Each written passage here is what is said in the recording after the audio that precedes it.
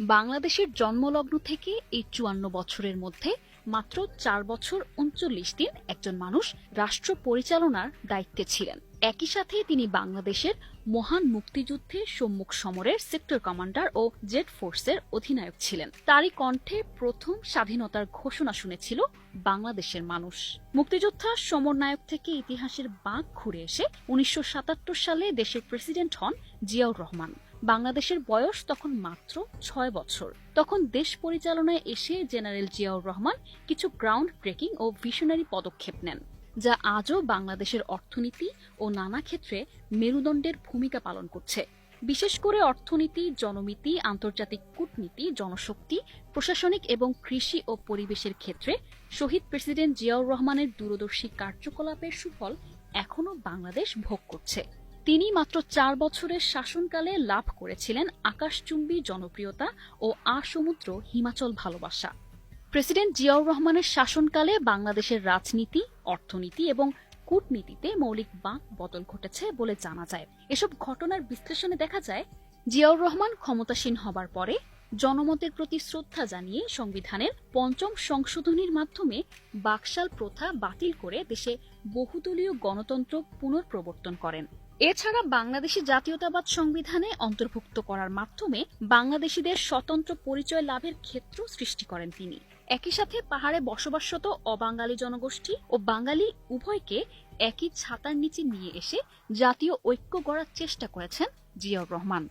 পর্যবেক্ষকদের অনেকে মনে করেন, জিয়াউর রহমানের শাসনামলে তিনি পররাষ্ট্র নীতিতে এতদিনের একমুখী ভারত ও সোভিয়েত ইউনিয়ন বলয় থেকে বের করে বিশ্বায়নের ধারা চালু করেন।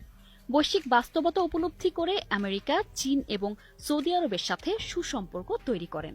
এছাড়া জিয়াউর রহমানের সময় মুসলিম বিশ্বের সাথে বাংলাদেশের সম্পর্ক ঘনিষ্ঠ হয়। তিনি তার স্বল্প সময়ের রাষ্ট্রীয় দায়িত্ব পালনকালে ইরাক-ইরান যুদ্ধে অন্যতম মধ্যস্থতাকারী হিসেবে ভূমিকা পালন করেন। আল-কুদস কমিটির সদস্য হিসেবে নির্বাচিত হওয়া, ফিলিস্তিন জনগণের প্রতি অবিচল সমর্থন, ওআইসিকে একটি কার্যকরী সংগঠনে পরিণত করার ক্ষেত্রে শহীদ জিয়ার ভূমিকা মুসলিম বিশ্ব আজও শ্রদ্ধার সাথে স্মরণ করে। এছাড়া তিনি মূলত মুসলিম বিশ্বের সাথে সুসম্পর্ককে কাজে লাগিয়ে সেখানে বাংলাদেশি শ্রমবাজার সৃষ্টি করে সরকারিভাবে কর্মী প্রেরণ করেন। বায়রা সূত্রে জানা যায়, জিয়াউর রহমান ক্ষমতায় আসার পর মধ্যপ্রাচ্য সহ মুসলিম দেশগুলোতে জনশক্তি রপ্তানির ঐতিহাসিক সূচনা করেন। একই সাথে জিয়াউর রহমানের শাসনামলে বাংলাদেশের জাতিসংঘ নিরাপত্তা পরিষদে অস্থায়ী সদস্য হিসেবে নির্বাচিত হয়। আমেরিকার পাবলিক ইউনিভার্সিটি সিস্টেমসের অধ্যাপক সাইদ ইফতেখার আহমেদ বলেন, জিয়াউর রহমান সরাসরি ভারত বিরোধী ভূমিকায় যাননি, তবে তিনি কৌশলে দেশের স্বার্থ রক্ষা করেন। যেমন তার প্রত্যক্ষ ভূমিকায় ভারতের সঙ্গে ফারাক্কা চুক্তি হয়েছিল। অন্যদিকে জিয়াউর রহমানের শাসনামলে একটি উল্লেখযোগ্য দিক ছিল ১৯ দফা কর্মসূচি। এই কর্মসূচির মধ্যে অর্থনৈতিক, রাজনৈতিক এবং সামাজিক বিভিন্ন দিক অন্তর্ভুক্ত ছিল। তার অন্যতম অবদান ছিল খাল খনন কর্মসূচি, যার অর্থনৈতিক সুফল জনসাধারণ পেয়েছে। ১৯৭৭ থেকে ৭৮ সালে খাদ্যশস্য রেকর্ড পরিমাণ উৎপাদিত হয়। প্রবৃদ্ধির হার ছিল ৬.৪%। তার আমলে প্রায় ১৫০০-এর বেশি খাল খনন করা হয়েছিল, যার দৈর্ঘ্য ছিল আনুমানিক ৯০০ মাইল। পানি বিশেষজ্ঞরা বলছেন, এই খাল খননের ধারা অব্যাহত থাকলে পরবর্তীতে বাংলাদেশকে এত বন্যা দেখতে হতো না। প্রশাসন ব্যবস্থায় জিয়াউর রহমান দূরদর্শী ভূমিকা নিয়েছিলেন। সরকারের সচিবালয়ের বিভিন্ন উচ্চ পদে পদায়নে বৈষম্য নিরসন সহ বেশ কিছু লক্ষ্য নিয়ে ১৯৭৯ সালে সিনিয়র সার্ভিস স্কুল এসএসপি চালু করেছিলেন প্রয়াত রাষ্ট্রপতি জিয়াউর রহমান। জনমুখী, স্বচ্ছ, জবাবদিহিমূলক ও দক্ষ প্রশাসন কাঠামো গড়ে তুলতে তিনি এসএসপির মাধ্যমে উন্মুক্ত পরীক্ষার ভিত্তিতে বিভিন্ন ক্যাডারের মধ্য হতে উপসচিব থেকে সচিব নিয়োগ করতে চেয়েছিলেন। পরবর্তীতে জিয়াউর রহমানের মৃত্যুর পর এরশাদ সরকার এসএসপির কার্যক্রম বাতিল করে। ইতিহাস ঘাঁটলে দেখা যায়, জিয়ার হাত ধরেই গড়ে ওঠা সেদিনের শিশু গার্মেন্ট শিল্প আজ দেশের অন্যতম প্রধান রপ্তানি খাত। সর্বপ্রথম ১৯৭৮ সালের ২৮ জুলাই সরকারি টিসিবির সহায়তায় বাংলাদেশ থেকে সর্বপ্রথম ৪ লক্ষ টাকা মূল্যের পুরুষদের শার্ট ফ্রান্সে রপ্তানি করে রিয়াজ গার্মেন্টস। ১৯৭৭ থেকে ৭৮ সালে এদেশে ৯টি রপ্তানিমুখী পোশাক কারখানা গড়ে ওঠে। এভাবে সরকারি বেসরকারি যৌথ প্রচেষ্টায় সৃষ্টি হওয়া বাংলাদেশের রপ্তানিমুখী পোশাক শিল্প এই ২০২৫ সালে এসেও আমাদের মোট রপ্তানি আয়ের প্রায় ৮৫ ভাগের যোগান দিয়ে যাচ্ছে। এছাড়া দেশের জাতীয় নিরাপত্তা রক্ষা ও ভূখণ্ডগত অখণ্ডতা রক্ষায় জিয়াউর রহমানের একটি বিশেষ অবদান রয়েছে। মুক্তিযুদ্ধে জিয়াউর রহমানের যুদ্ধক্ষেত্রের মধ্যে ছিল পার্বত্য চট্টগ্রাম। ফলে সেখানকার ইতিহাস, ভূগোল, জনমানস ও সীমান্ত সংলগ্ন অঞ্চলের অস্থিরতা সম্পর্কে তার ধারণা ছিল সুস্পষ্ট। স্পষ্ট ধারণা থাকার কারণেই প্রেসিডেন্ট জিয়া বুঝতে পেরেছিলেন পাহাড়ের সংকট সমাধান করতে হলে কি কি করতে হবে।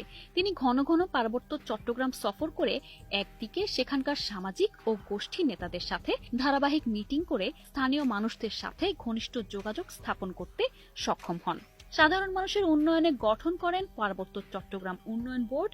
তাদের কৃষ্টি কালচার রক্ষা ও উন্নয়নের জন্য প্রতিষ্ঠা করেন উপজাতীয় সাংস্কৃতিক ইনস্টিটিউট। এছাড়া পাবলিক বিশ্ববিদ্যালয়ে উপজাতি কোটা প্রদান করা হয়। তিনি সমতল থেকে নদী ভাঙ্গা বেশ কিছু পরিবারকে পাহাড়ে পুনর্বাসন করেন, যারা একদিকে পাহাড়ের বিস্তীর্ণ অনাবাদী ভূমিকে চাষের আওতায় আনে, অন্যদিকে দেশের অখণ্ডতা ও সার্বভৌমত্ব রক্ষায় অন্যতম ভিত্তি হয়ে ওঠে। পাশাপাশি বিচ্ছিন্নতাবাদীদের দমনে সেনাবাহিনীর ভূমিকাকে ঢেলে সাজান তিনি। তথ্যানুসন্ধানে জানা যায়, জিয়াউর রহমান রাষ্ট্রপতি থাকাকালীন পেট্রোবাংলা একটি শক্তিশালী সংস্থায় পরিণত হয় এবং তেল ও গ্যাস অনুসন্ধানে নতুন করে মনোযোগ দেয়। 1979 সালে জিয়াউর রহমান পাপেক্স প্রতিষ্ঠা করেন, যা পেট্রোবাংলার একটি সহযোগী সংস্থা এবং দেশের অভ্যন্তরে তেল ও গ্যাস অনুসন্ধানে কাজ করে। 1978 সালে সিলেটের কানাইঘাটের লক্ষ্মীপ্রসাদ পূর্ব ইউনিয়ন বড়চাতল গ্রামে তেলকূপ খননের উদ্যোগ গ্রহণ করেন সাবেক রাষ্ট্রপতি শহীদ প্রেসিডেন্ট জিয়াউর রহমান। দীর্ঘ 4 বছরের প্রচেষ্টায় জাপানের একটা কোম্পানি তেল উত্তোলনের কাজ প্রায় সম্পন্ন করে। 1981 সালে যেদিন জিয়াউর রহমান শাহাদাত বরণ করেন, ঠিক তার পরদিনই কূপ আনুষ্ঠানিক উদ্বোধনের কথা ছিল। এভাবে মাত্র 4 বছরের রাষ্ট্র পরিচালনার ছোট্ট সময়ে জিয়াউর রহমান অনেক সম্ভাবনার দ্বার খুলে গিয়েছিল। পরবর্তীতে তার অনেক কার্যক্রম বিএনপি সরকারই যথাযথভাবে চালিয়ে নিয়ে যায়নি বলে অভিযোগ আছে।